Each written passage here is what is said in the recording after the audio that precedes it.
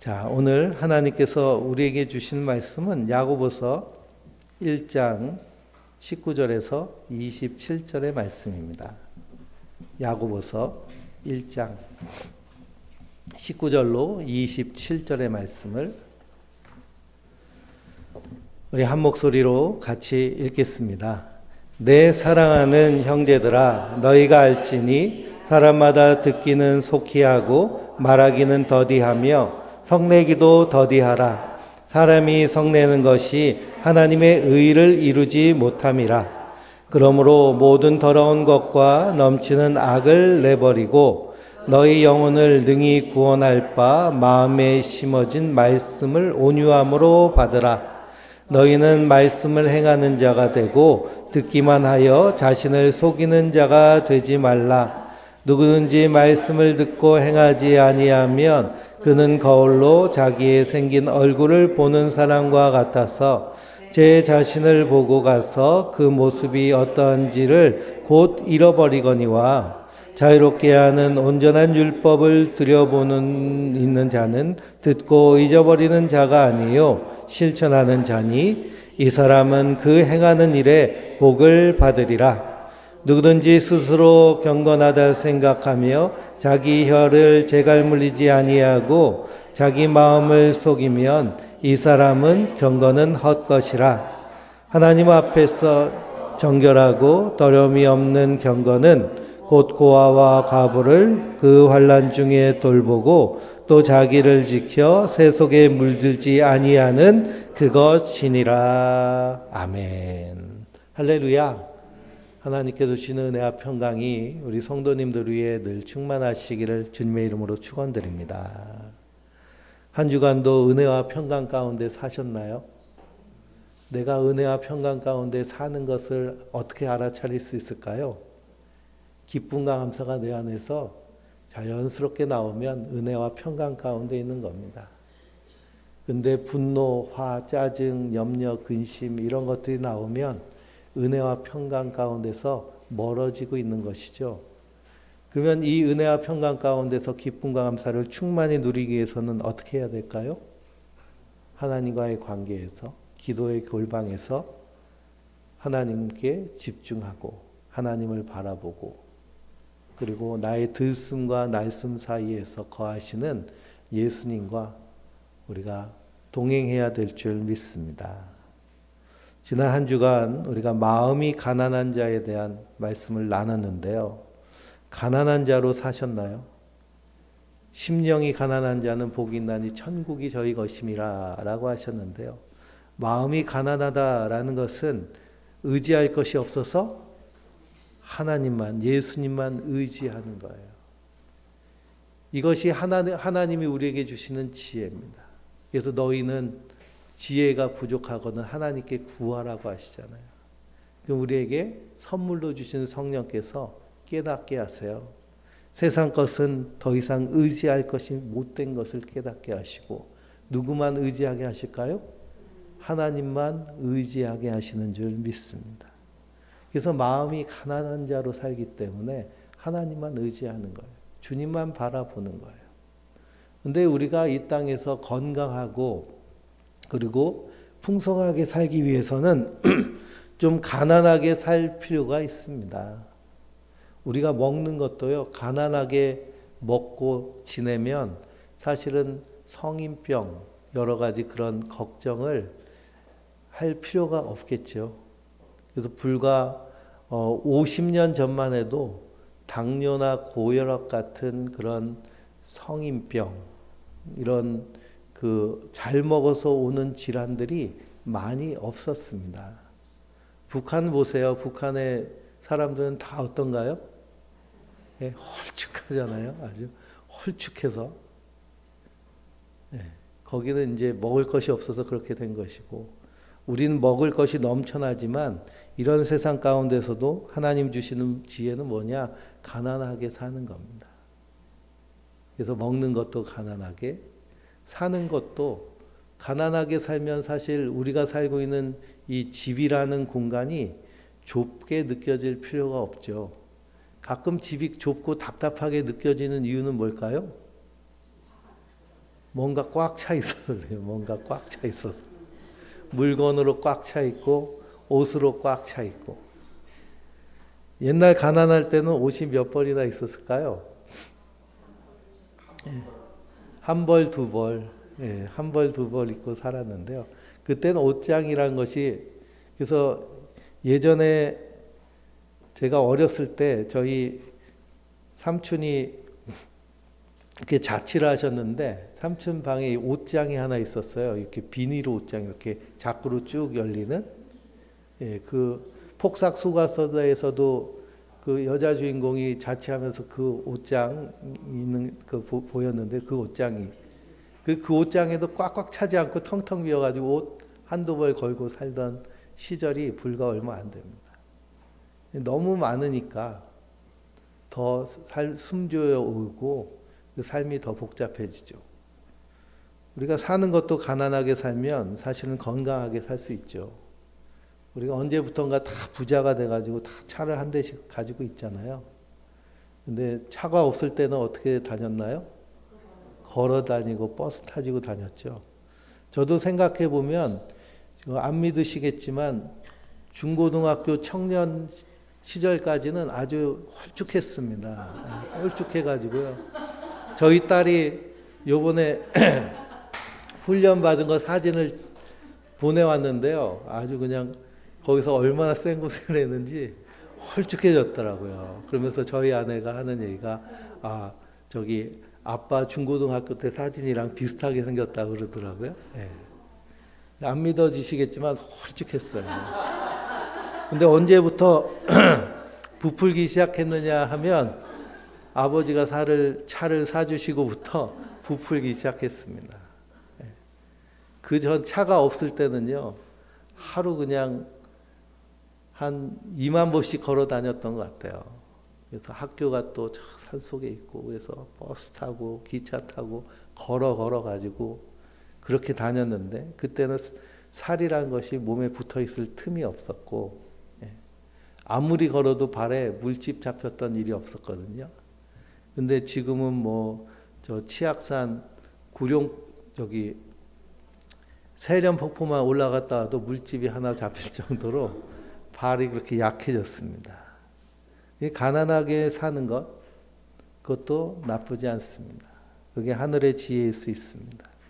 무엇보다 중요한 것은 우리가 마음이 가난한 자, 그래서 의지할 것이 없어 하나님만 의지하고 사는 것, 이것이 천국을 누리는 삶인 줄 믿습니다. 세상 풍조, 육체의 정욕에 따라 그 뒤에서 역사하는 마귀의 미혹에 따라서 세상은 끊임없이 우리를 자극합니다. 그래서 세상이 말하는 대로, 내 정욕이 이끄는 대로 그렇게 살면 결국 하나님의 진노를 쌓는 삶이 되어버리죠. 그래서 성도는 그 삶에서 돌이켜서 회개해서 그런 삶으로 가는 것이 아니라 하나님이 말씀하시는 대로, 하나님이 뜻하시는 대로 가는 자들인 줄 믿습니다. 그렇게 가는 삶이 기쁨과 감사가 충만한 삶이에요. 세상의 것, 부귀영화 누리며 사는 것이 충만한 삶이 아니고요. 하나님 주신 것을 충분하게 누리는 삶이 복된 삶인 줄 믿습니다. 이것을 우리가 잘 누리기 위해서 하나님의 말씀을 먼저 우리가 풍성하게 누려야겠죠. 이 말씀을 우리가 어떻게 받아야 될까요? 믿음으로 받는 거예요. 아멘, 그렇습니다. 그때 우리 안에서 은혜가 충만하게 되는 줄 믿습니다. 그래서 말씀과 믿음과 은혜. 마틴 루터는 종교 개혁을 할 때 그 중세 잘못된 기독교에서 개혁하면서 나온 것이 오직 은혜만으로, 오직 믿음만으로, 오직 말씀만으로 이 세 가지를 가지고 개혁하고 새로워졌습니다. 그래서 우리가 지난주 말씀에 나의 사랑하는 형제자매 여러분 뭐 하지 말라고 말씀하세요? 속지 마세요 라고 야고보서는 외칩니다. 야고보 사도는 나의 사랑하는 형제자매여 속지 말라라고 말합니다. 정말 좋은 것은 어디서부터 오는 거예요? 하나님으로부터 오는 게 정말 좋은 거예요.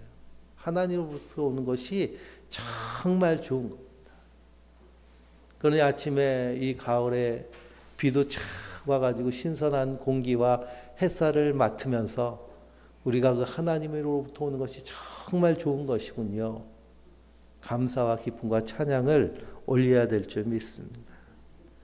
그래서 우리는 이 땅에서 하나님으로부터 온 것인지 마귀로부터 온 것인지를 잘 분별하면서 살아야 돼요. 세상이 얼마나 복잡하고 얼마나 혼돈스러운지요. 분별을 잘해야 됩니다. 요즘은 전화 받기도 무서운 시대잖아요. 문자 받기도 무서운 시대입니다. 어쩌면 누가 돌아가셔가지고 뭐 이렇게 상조 뭐 표시가 와가지고 눌러봤더니 핸드폰이 해킹이 돼가지고 그냥 다 털리는 시대. 그럼 요번에 서울에서 돌아다니면서 핸드폰을 해킹해가지고 소액 결제하고 도망가다가 붙잡힌 사람들, 중국 사람 2사람이 붙잡혔다고 그러잖아요. 카드 회사도 해킹당하고. 전화도 보이스 피싱이라고 해서 검찰청에서 전화 왔다고 그러고 경찰에서 전화 왔다고 그러고 뭐 했다고 그러고 그러면서 뭐 링크를 하나 보내줄 테니까 글로 접속해가지고 하라 그러면 어떻게 될까요? 예, 내 영혼까지 다 털리는 겁니다. 이 세상은 이렇게 우리를 어떻게 해서든지 잡아먹으려고 해요. 그래서 이것이 하나님으로부터 온 것인지 마귀로부터 온 것인지 분별을 잘 해야 됩니다. 그래서 우리 감리교회 웨슬리 목사님은 신앙의 4대 표준에 대해서 얘기를 했어요. 신앙의 4대 표준. 그 첫째는 이성, 전통, 체험, 그 다음 말씀, 성경입니다. 이성적인 것도 성경을 통해 분별해야 돼요. 전통적인 것도 성경을 통해서 분별해야 돼요. 체험적인 것도 성경을 통해서 분별하는 거예요. 그래서 요한 사도는 영들을 다 믿지 말고 그 영들이 하나님께 속하였는지 분별하도록 하라라고 말씀하고 있습니다. 이 이성적인 방향도요, 과학이 엄청나게 발달하고 있죠. 2050년이 되면 특이점이 온다고 그래요. 특이점. 무슨 특이점이 오느냐 하면 이제는 인간이 만들어 놓은 이 AI가 자기 스스로 개발하기 시작해요. 발전을 시키기 시작해요. 그때는 이제 사람이 더 이상 따라가지 못한다고 그래요. 그러니까 막 정신없이 발전하는 것이죠. 지금도 정신이 없는데 2050년. 근데 그게 점점 땡겨지고 있다고 그래요. 그러니 과학이 점점 발달하고 있을 때 우리는 무엇을 우리가 취해야 되고 무엇을 버려야 되는지를 분명히 해야 됩니다.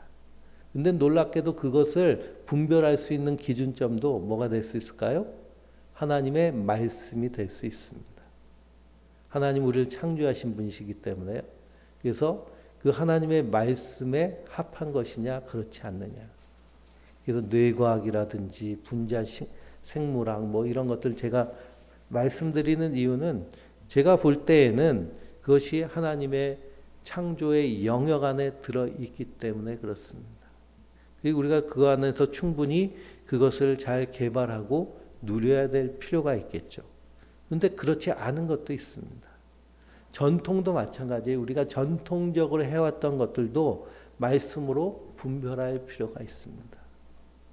근데 전통이라는 것이요, 과거부터 고스란히 계속 그렇게 유지되어 왔을까요? 계속 거기에 뭔가 덧붙여지고 변형되어 왔습니다. 장례 문화 같은 것도 마찬가지예요. 장례를 지내는데 사실 돈이 많이 필요할까요? 필요 없을까요? 사실은 많이 필요 없습니다. 그리고 과거에는요, 상조회사라는 곳이 없었어요.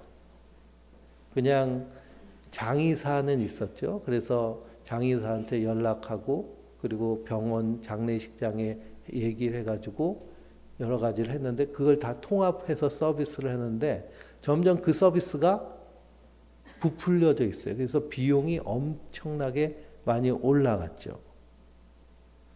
그래서 이런 것들에 대해서도 우리가 잘 분별할 필요가 있습니다. 장례를 치를 때 꼭 이렇게 해야 되느냐. 그래서 장례를 치를 때 요번에 저희 장인 우리 강익재 권사님 장례 치를 때는 본인이 평소에 좋아하셨던 양복을 입혀드렸어요.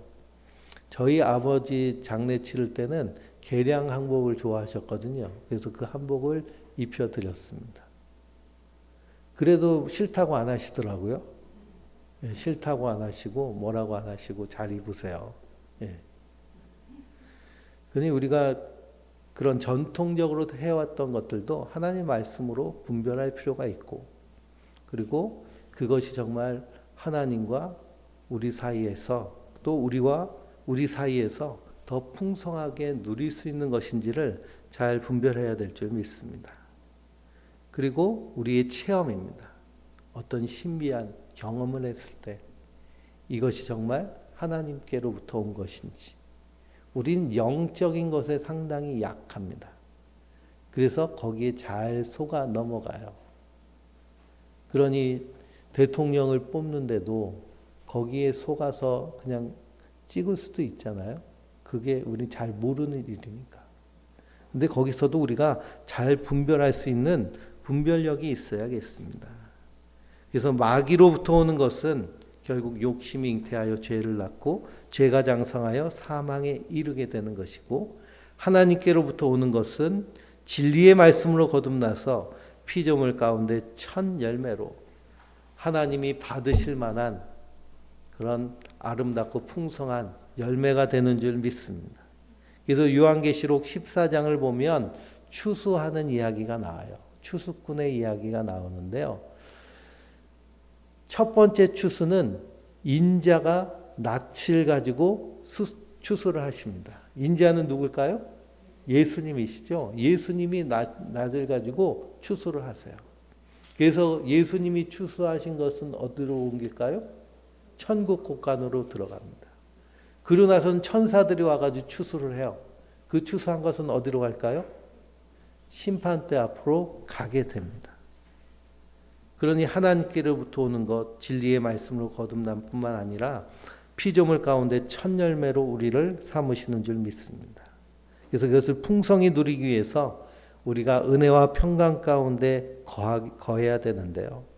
그래서 우리는 믿음은 들음에서 난다. 하나님의 말씀을 열심히 누리면서 지내야겠습니다. 그래서 말씀을 든 5손가락이 있죠. 그래서 읽고 쓰고 읽고 듣고 쓰고 암송하고 묵상하고. 그래서 읽고 묵상하고 쓰고 묵상하고 듣고 묵상하고 암송하고 묵상하고. 하나님 말씀을 우리 마음 가운데 깊이 새겨야 되겠습니다. 그래서 오늘 말씀에도 마음에 새겨진 하나님의 말씀이라는 말씀이 나오죠.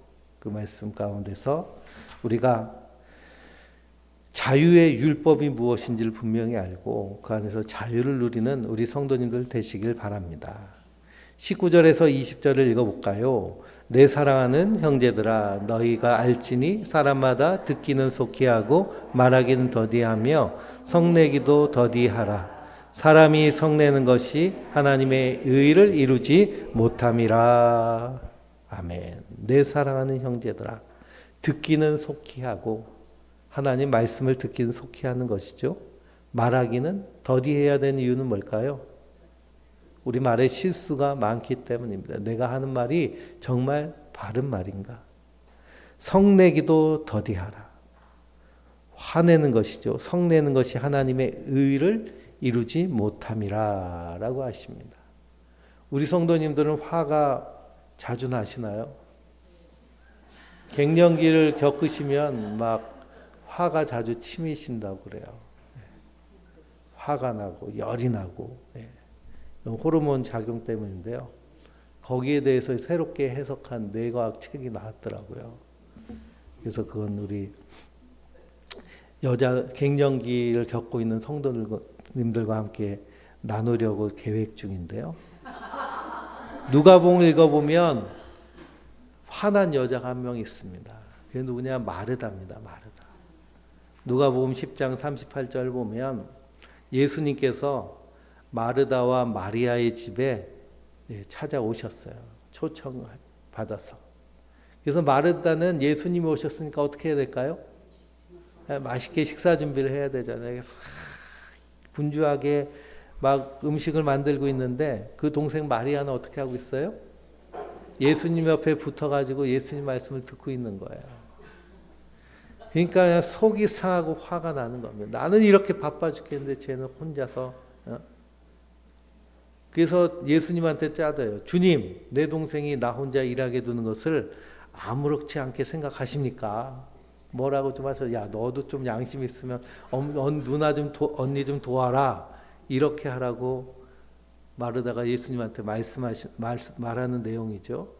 마르다는 예수님을 대접하느라고 몹시 분주했는데, 예수님을 섬기기 위해 분주했는데 동생은 가만히 있는 모습을 보니까 뭐가 나요? 화가 나는 겁니다. 화가 나는 거. 근데 예수님은 뭐라고 그러세요? 마르다야, 마리아는 좋은 것을 택했다라고 하십니다. 좋은 것이 뭘까요? 하나님의 말씀, 생명의 말씀을 듣는 것이기 때문에. 마르다는 마리아에 대해서 분노가 일어났죠. 분노가 일어나니까 말이 빨라지죠. 그래서 화가 나면 말이 빨라지고, 평소에 말을 저처럼 이렇게 느리게 하는 사람은 어떻게 될까요? 어버버버 하죠. 어버버. 말은 해야 되는데 말이 안 나오고 어버버버버 그냥 씩씩거리다 어버버버 하고. 그래서 말을 그냥 잽싸게 하는 사람이 막 부럽고 존경스럽고. 네. 그래서 왜 화가 날까요? 화나는 것은 내 뜻대로 되지 않을 때 화가 납니다. 마르다가 화내는 것은 어떤 화냐? 나는 주님을 대접하기 이렇게 열심히 일하는데 너 마리아는 뭐 하고 있는 거야? 그러니 화가 나는 거예요. 이런 화나는 것을 의분이라고 표현합니다. 의로운 분노. 나는 이렇게 주를 위해서 수고하고 노력하는데 넌 뭐 하는 거야? 이런 분노가 어떤 사람에게 많이 나타날까요? 열심히 하는 사람한테 나타나죠. 열심히. 그래서 대부분 교회는 어디서 싸움이 날까요? 교회 주방하고요. 성가대에서 싸움이 많이 나요. 나는 열심히 이렇게 하는데 넌 왜 그래? 근데 문제는 뭐가 문제일까요? 그렇게 열심히 하는 것이 주를 위해서 한다고 하지만 사실은 자기의 의를 세우는 것이 되어버리기 때문입니다. 그래서 20절에 뭐라고 하느냐? 사람이 성내는 것이 하나님의 의를 이루지 못한다고 그래요. 예수님 당시에 바리새인들과 서기관들과 제사장들은 열심이라면은 그냥 타의 추종을 불허할 열심입니다. 지금도 그 바리새인들처럼 신앙생활 하라고 그러면요 못해요. 우리나라에도 저 천지에 있으신 분들 있잖아요. 천지. 거기 있으신 분들의 열심을 우리가 따라갈 수 있을까요? 못 따라가요. 거기는 기저귀 차고 앉아 있어요. 3시간, 4시간씩 하는데요. 화장실 감히 꿀송이 같은 말씀을 듣는데 어디 가요? 그러니까 그냥 급해도 어떻게 할까요? 기저귀 차고서는 거기 앉아 있는 겁니다. 근데 이렇게 편하게 쿠션 있는 의자에 앉을까요? 다 바닥에 무릎 꿇고 앉아요.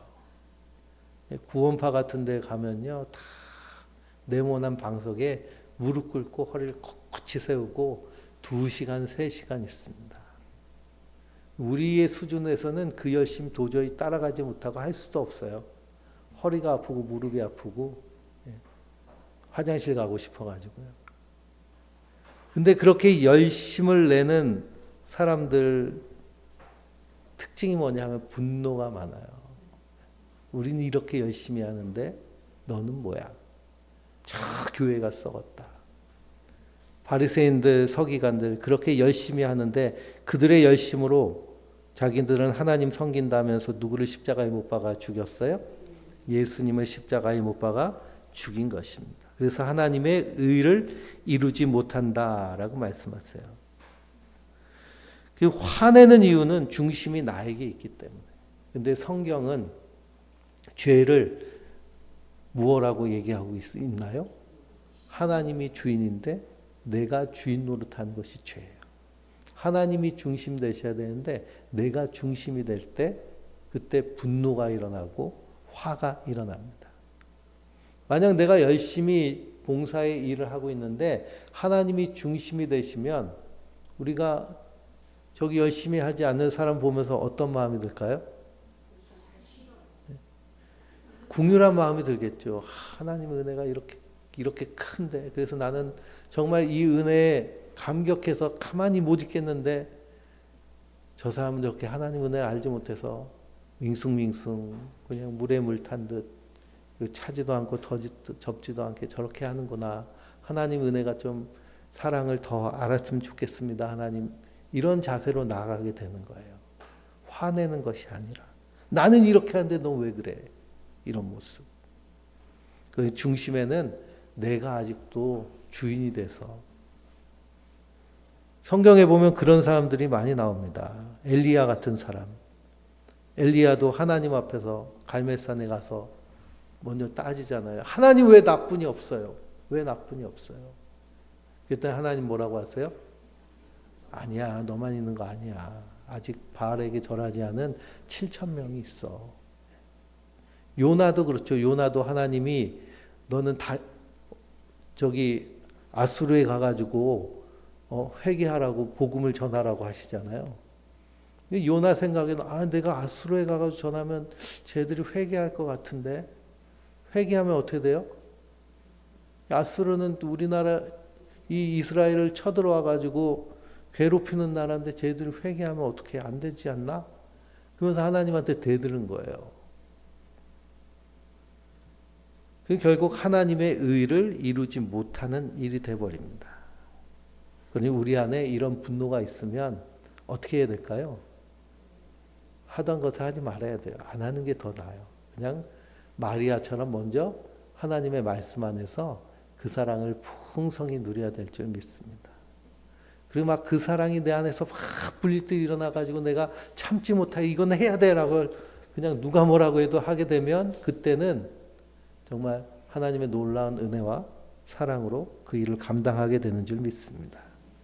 그래서 21절에 그러므로 그럽니다. 그러므로 모든 더러운 것과 넘치는 악을 버리고 더러운 것과 넘치는 악은 뭘까요?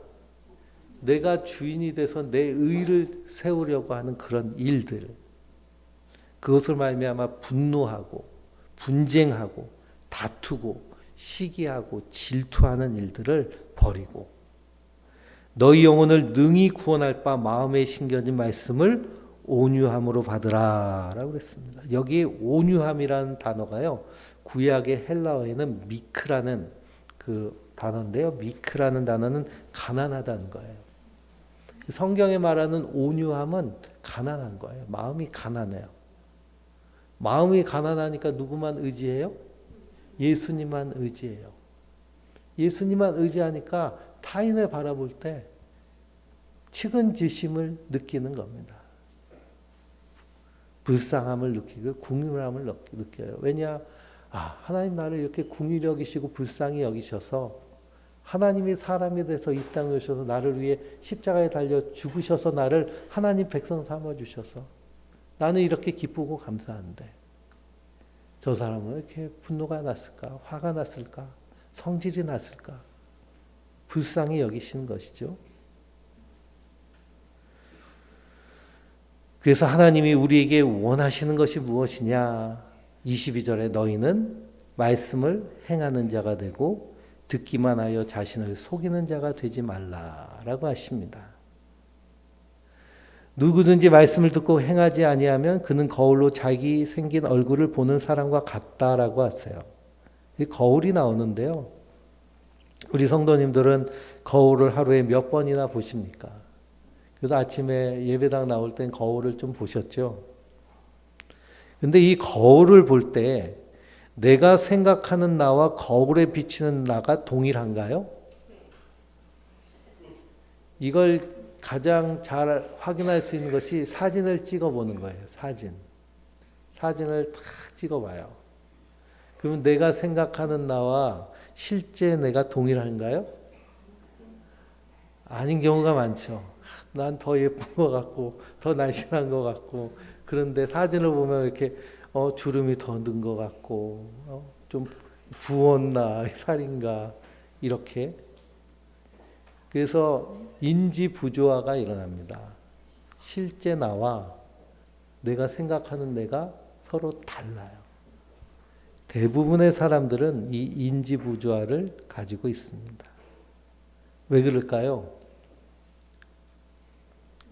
지금 이 순간에 살지 못하기 때문에 지금의 나에 집중하지 않고 과거의 나, 과거에 이쁘고 멋있고 찬란했던 나에 자꾸만 그 기억으로 나를 그때가 좋았어 그렇게 자꾸만 이렇게 생각하기 때문에 우리 안에서 나도 모르게 이렇게 계속 내면 소통하기 때문에 그렇습니다.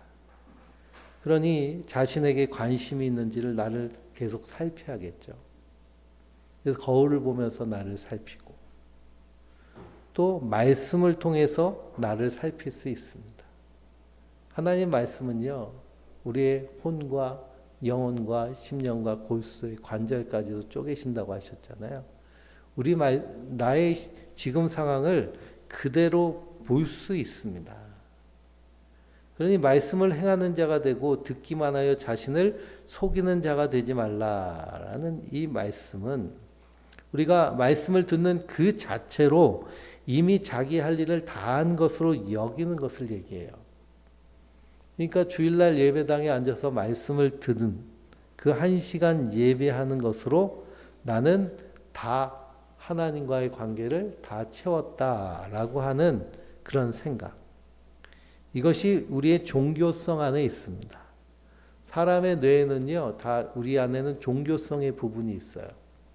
그래서 예배당에 앉아서 1시간 예배를 드리든 저 절에 가가지고 1시간 연부를 하든 또 뭐 어디 가가지고 뭐 1시간 앉아 있든 일주일에 1시간이면 이 종교성은 충분히 채워집니다. 그 사람을 어떤 사람을 얘기하냐면 종교인이라고 얘기해요. 자기의 욕구를 채우기 위해서 종교를 활용하는 것이죠. 근데 그리스도인은 종교인일까요? 종교인이 아닙니다. 신앙이란 무엇이냐? 하나님을 예배하는 삶을 살아내는 것이에요. 로마서 10장 2절에서 4절에 사도 바울은 내가 증언하노니 그들이 하나님께 열심히 있으나 올바른 지식을 따른 것이 아니니 하나님의 의를 모르고 자기 의를 세우려고 힘써 하나님의 의에 복종하지 아니하였느니라. 그리스도는 모든 믿는 자에게 의를 이루기 위하여 율법의 마침이 되시니라 라고 하셨어요. 그러니 우리는 종교인이 아니라 신앙인입니다. 삶 가운데서 예수님을 의지하고 예수님과 동행하며 주님이 인도하시는 삶을 살아가는 것이죠. 그러면서 하나님 말씀으로 나 자신을 비춰서 내 안에서의 모습을 정확히 발견하는 겁니다.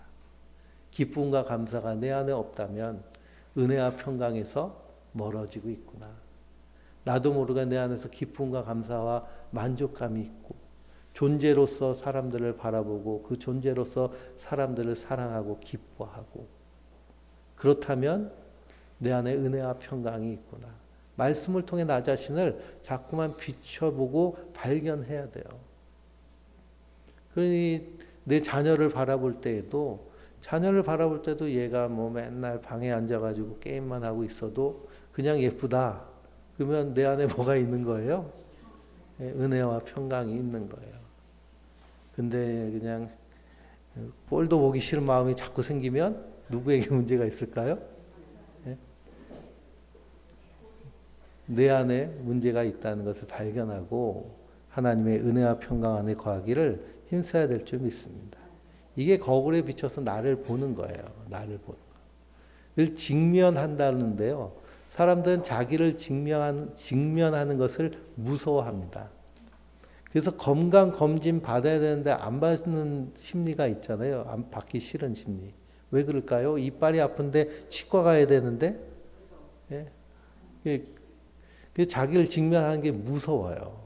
두려움이 있습니다. 그 두려움은 편도체가 불안해서 그런 거니까요. 어떻게 해야 될까요? 자기의 내면을 조용히 가라앉히고 자기의 상황을 잘 알아차리는 거예요.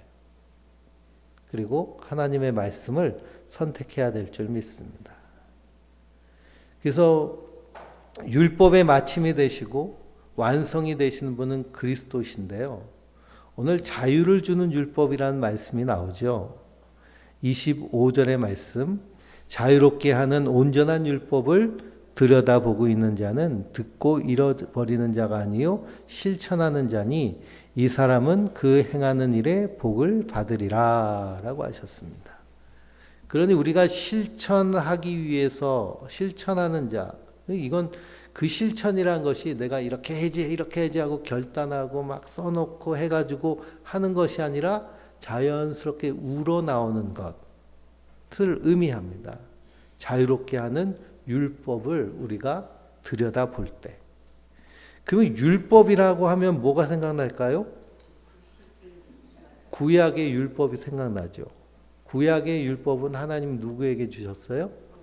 모세에게 주셔서 이스라엘이 지키게 하셨습니다. 그래서 율법을 모세 율법이라고 하세요. 모세의 율법의 대표적인 것이 뭘까요? 십계명이에요. 근데 하나님이 십계명을 어디에 새겨 주셨어요? 돌판에 새겨 주셨습니다. 그 돌판에 새겨진 십계명을 이스라엘 백성들이 받았어요.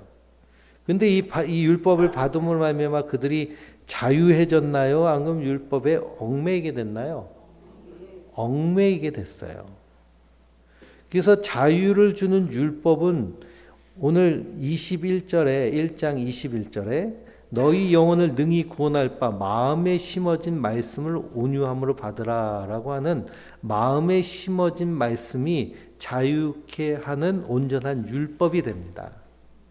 그러니까 구약의 율법은 돌판에 새겨 주셨기 때문에 마음에 새긴 게 아니에요. 근데 예레미야서 31장 31절 보면 마음에 새겨진 율법에 대한 말씀이 나오는데요. 한번 보실까요? 예레미야서 31장 31절에서 34절. 예레미야서는 구약에 있습니다. 이사야서, 예레미야서, 예레미야, 에가, 에스겔, 다니엘. 31장 31절부터 34절 같이 읽어볼까요? 여호와의 말씀이니라. 보라, 날이 이르리니 내가 이스라엘 집과 유다 집에 새 언약을 맺으리라. 이 언약은 내가 그들의 조상들의 손을 잡고 애굽 땅에서 인도하여 내던 날에 맺은 것과 같이 아니할 것은 내가 그들의 남편이 되었어도 그들이 내 언약을 깨어뜨렸음이라. 여호와의 말씀이니라. 그러나 그날 후에 내가 이스라엘 집과 맺을 언약은 이러하니 곧 내가 나의 법을 그들의 속에 두며 그들의 마음에 기록하여 나는 그들의 하나님이 되고 그들은 내 백성이 될 것이라. 여호와의 말씀이니라. 그들이 다시는 각기 이웃과 형제를 가리켜 이르기를 너는 여호와를 알라 하지 아니하리니 이는 작은 자로부터 큰 자까지 다 나를 알기 때문이라. 내가 그들의 악행을 사하고 다시는 그 죄를 기억하지 아니하리라. 여호와의 말씀이니라. 아멘. 그러니 마음에 새겨진 말씀을 새 언약이라고 합니다. 돌판에 새겨진 말씀을 옛 언약, 구약이라고 하면요. 마음에 새겨진 언약은 새 언약이라고 하는데요. 이 새 언약은 누굴 통해 이루어진 걸까요? 예수님을 통해 이루어진 거예요. 그래서 예수님을 통해 이루어진 이 언약을 기록한 책을 신약 성경이라고 하죠. 이 새 언약은 마음에 새겨져 있는데 이웃이나 형제에게 여호와에 대해서 뭐 알라고 얘기하면서 설명하지 않아도 그들이 알게 돼요. 어떻게 할까요? 마음에 새겨진 그 언약대로 사는 사람의 모습을 보고 아, 하나님 저런 분이시구나. 하나님을 믿는다는 것은 저런 것이구나 라는 것을 자연스럽게 알게 돼요. 그래서 자유케 하는 온전한 율법은 바로 복음입니다. 이 복음은 어디에 새겨져 있어요? 우리의 마음에 새겨져 있어요. 그래서 사도 바울은 나를 더 이상 괴롭게 하지 마라. 뭐라 그래요? 내 안에 예수 그리스도의 심장을 가졌다고 그러고요. 그리고 내 안에 스티그마가 있다. 흔적이 있다. 어디에 새겼어요? 우리의 마음에 새겨져 있습니다. 그러니 우리가 행동할 때 그것이 자연스럽게 실행되는 거예요. 행함이 있는 믿음이란 그런 믿음입니다. 내가 막 억지로 내 의지를 꺾어가지고 행하는 것이 아니고 자연스럽게 나오는 것. 그래서 성령의 열매 사랑과 희락과 화평과 인내와 자비와 양성과 충성과 온유와 절제 이런 열매들이요 자연스럽게 내 안에서 그냥 자연스럽게 나오는 거예요. 내가 의도하는 것이 아니라 내 안에 계신 성령께서 나를 그렇게 그 과정 가운데 우리가 필요한 것은 뭘까요? 복음이 내 안에서 풍성하게 임재하여서 주인이 되실 수 있도록 나는 죽고 예수로 사는 날마다의 삶 가운데 하나님과 동행하는 삶을 살아내야 될 줄 믿습니다. 그래서 복음을 따라 사는 사람은 성령의 인도함을 받는 사람이에요. 그래서 누가 시켜서 하는 사람이 아닙니다. 그냥 그 성령님의 인도함을 따라 자연스럽게 나아요. 그러니 저 사람을 너 저 사람 사랑해야 돼. 저 사람 잘해줘야 돼. 라고 해서 잘하는 것이 아니고요. 그냥 자연스럽게 사랑하는 마음이 나와요. 자연스럽게 불쌍히 여기는 마음이 나오고요. 자연스럽게 용서하고 싶은 마음이 나오고 이런 자연스럽게. 그러니 누가 시키지 않아도 할 수 하기 때문에 그 새 언약은 우리에게 무엇을 주나요? 자유를 주시는 거예요. 복음의 말씀은 우리로 하여금 자유를 주십니다. 먼저는 죄와 사망에서부터 자유예요. 우리의 죄와 사망은 예수님이 다 담당하셨어요. 그래서 우리의 죄는 예수님이 다 대신 지시고 값을 치르셨기 때문에 우리는 그 죄에서 자유한 자예요. 그 마지막 심판대 앞에 하나님 앞에 설 때 우리에게 누가 계세요? 예수님이 계세요. 뭐라고 하실까요? 예수님이 내가 이 사람을 위해서 모든 죄를 대신 지고 십자가에서 값을 치렀습니다. 라고 하시는 거예요. 우린 그 안에서 자유를 누리는 자예요. 뿐만 아니라 사망의 권세에서도 해방된 자들입니다. 이 사망은 바로 둘째 사망에 해당되는 심판입니다. 우리 첫째 사망, 우리의 육체의 호흡이 끝나는 것을 성경은 예수님은 뭐라고 얘기하세요? 잔다고 얘기하세요. 잔다. 자는 거예요. 그것으로 끝나는 게 아니에요. 세상은 자꾸만 뭐라고 얘기해요? 죽었다. 끝났다. 죽어서 끝났다. 죽으면 끝날 줄 알고. 이 자살하는 심리도요. 지금이 너무 고통스러우니까 충동이 오는 거죠. 죽으면 편해질 거야 라는 충동. 지금보다 죽는 게 더 편할 거야 라는 충동. 이게 자살은 충동입니다. 갑자기 몰려오기 때문에요. 자살 충동을 겪는 사람들은 우리가 어떻게 해야 될까요? 잘 주위에서 보고 돌봐줘야 돼요. 그래서 살 용기를 줘야 돼요. 자살은 자기의 의지적 선택이 아니에요. 사람은 누구나 다 살고 싶잖아요. 근데 지금 이 상황이 너무 고통스럽기 때문에 도망치려고 하는 그런 충동입니다. 근데 자꾸만 언론이라든지 사람들이 이 자살에 대한 얘기가 부담스러우니까 뭐라 그래요? 극단적 선택이라고 그러잖아요.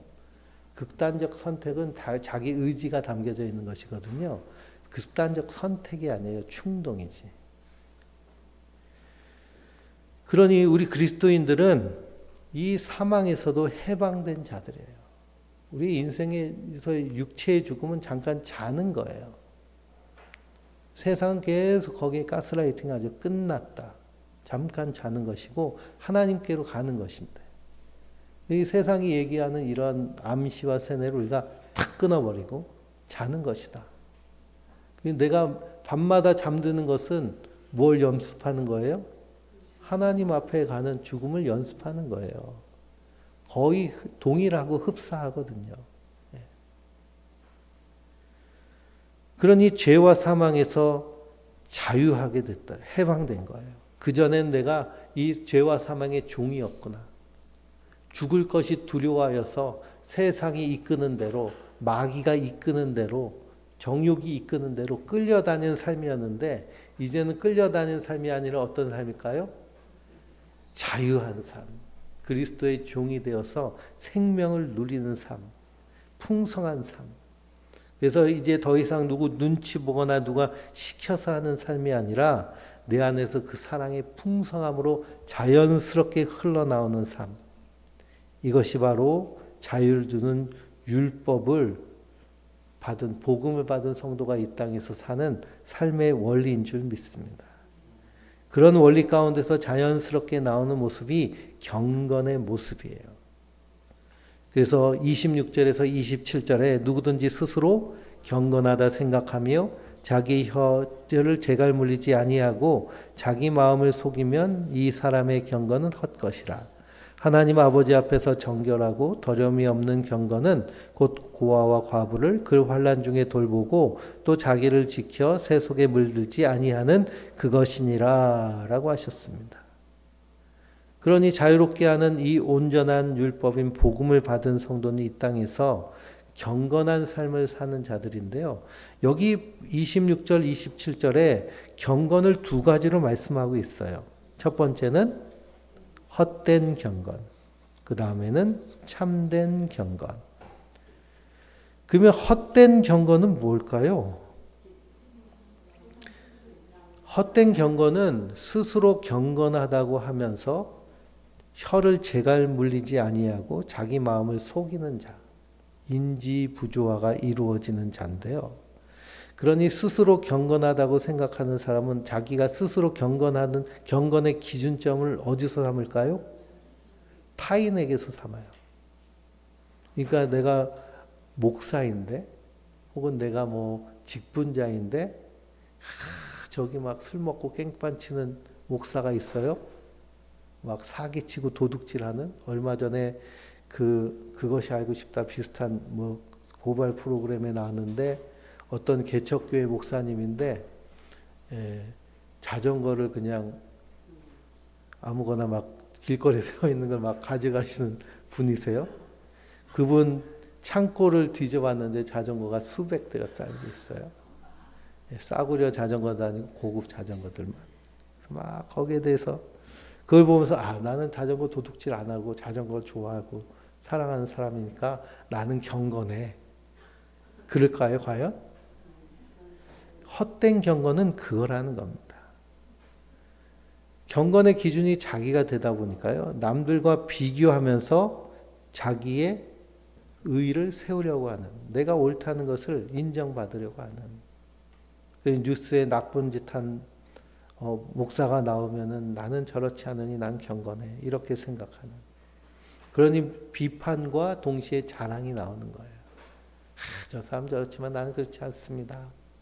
이런 경건은 어떻다는 거예요? 헛된 경건이라는 거예요. 예수님이 누가복음 18장 9절에 이렇게 비유를 드셨어요. 자기를 의롭다 믿고 다른 사람을 멸시하는 자들에게 이 비유를 말씀하시되, 한 바리새인이 기도하러 올라가고요, 한 세리가 기도하러 올라갔어요. 바리새인이 이렇게 기도하다가 옆에 보니까 세리가 있어요. 그래서 하나님께 뭐라 그래요? 하나님, 저는 저 세리놈처럼 도둑질하지도 않고 남의 것 고리대금 받지도 않고, 하나님 나 착하죠, 예쁘죠, 멋있죠, 그러는 거예요. 근데 옆에 있던 세리는 어떻게 기도해요? 가슴을 치면서 나는 죄인으로소이다 합니다. 하나님이 누구를 의롭다 하시겠냐라고 하시는 거예요. 그러니 우리의 경건의 기준은 나 자신이 되는 것이 아니라 하나님의 말씀이 돼야 될 줄 믿습니다. 그래서 고아와 과부를 돌보라는 말씀을 참된 경건에 속하는 말씀으로 말씀하고 있어요. 그럼 그냥 고아와 과부를 그래서 뭐 구제를 하고 또 이렇게 잘 돌보는 일을 하면은 참된 경건이냐? 그걸 하면서도 나는 이렇게 하는데 너희들은 뭐 하는 거야? 경건하지 못한 녀석들. 그럼 이건 다 뭐예요? 헛것이에요. 왜 고아와 과부를 돌보라고 하시는지를 우리가 알아야 됩니다. 신명기 16장 9절을 읽어보면 77절을 지키라고 하면서 그 77절에 거둔 것을 가지고 고아와 과부와 나그네들을 돌보라고 얘기하세요. 왜 그러느냐? 너희가 애굽에서 종되었던 것을 기억하고 그 규례를 지키라는 겁니다. 너희도 그런 존재였어. 근데 하나님이 어떻게 하셨다는 거예요? 너희를 구원해서 하나님 백성 삼았잖아. 너희도 허물과 죄로 죽었던 자인데 예수 그리스도의 십자가의 피로 너를 구원했잖아. 넌 그런 은혜와 긍휼을 받은 자잖아. 그러니까 내가 종되었던 것을 기억하고 그리고서는 타인을 그렇게 바라보는 마음으로 사는 것이 경건한 모습이라는 거예요. 마음에 새겨진 율법 안에서 자유한 성도의 모습이라는 겁니다.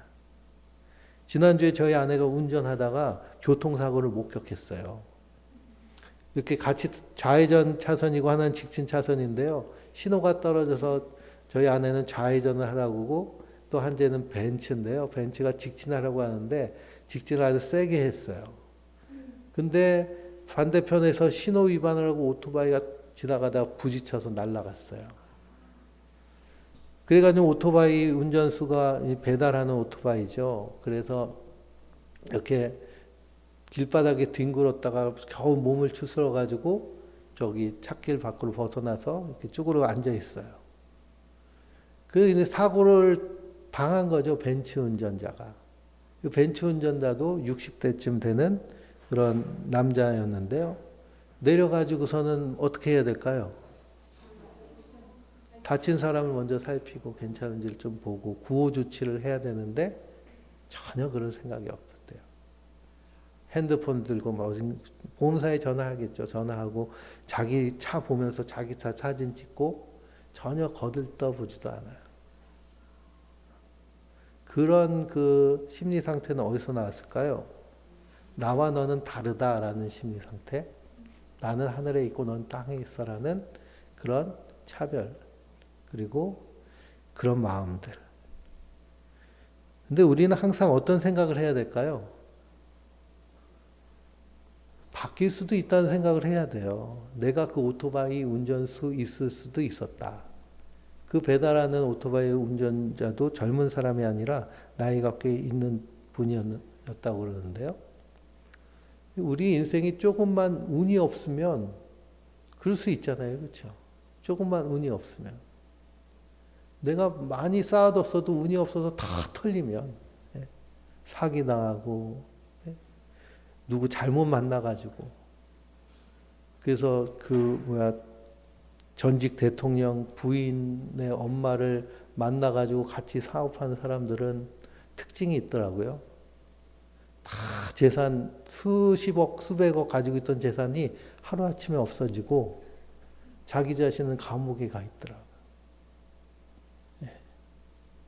그러니 아무리 내가 많이 쌓아놨다 해도 언제 그 사람이 될 수도 있는 거거든요. 우리가 지금 이렇게 아무 문제 없이 살 수 있다라는 것은 어찌 보면 하나님의 은혜일 수도 있고 또 운이 좋아서 그럴 수도 있는 거죠.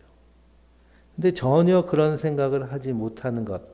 그래서 그것을 하나님은 악하다 하시는 거예요. 우리가 경건한 삶을 살면서도 누구와 비교하면서 자기의 경건을 따진다면 그것이 헛된 겁니다. 근데 참된 경건은 내가 하나님의 은혜 받은 자구나. 내가 하나님의 사랑 받은 자구나. 이 놀라운 은혜 너무 감사하고 너무 풍성하고 너무 행복하다. 그것을 날마다 누리며 그 안에서 자유하며 그 안에서 자유롭게 사랑하는 자, 그가 바로 자유의 율법인 복음을 이 땅에서 누리는 자들인 줄 믿습니다. 그러므로 우리의 삶 가운데 이 자유를 주셨을까요? 안 주셨을까요? 주셨어요. 그럼 우리는 어떻게 해야 될까요?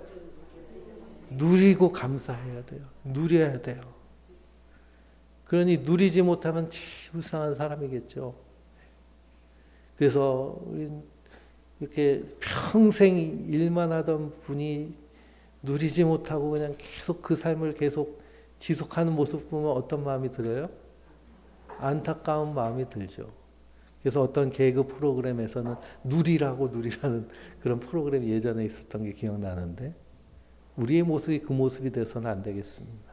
그래서 한 주간의 삶도 예수님의 그 자유의 복음 안에서 자유함을 누리며 평안함을 누리며 은혜와 평강 가운데 승리하는 우리 성도님들 되시길 주님의 이름으로 축원드립니다.